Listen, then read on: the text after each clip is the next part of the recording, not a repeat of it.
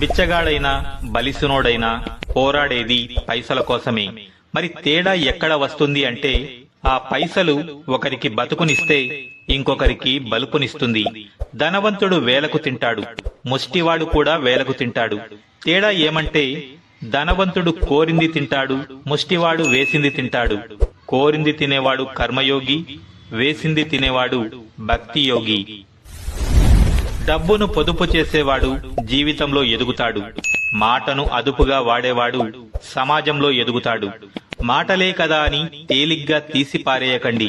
ఎందుకంటే నోటికి ఏది వస్తే అది మాట్లాడే వాళ్లతో దూరంగా ఉండడమే మంచిది.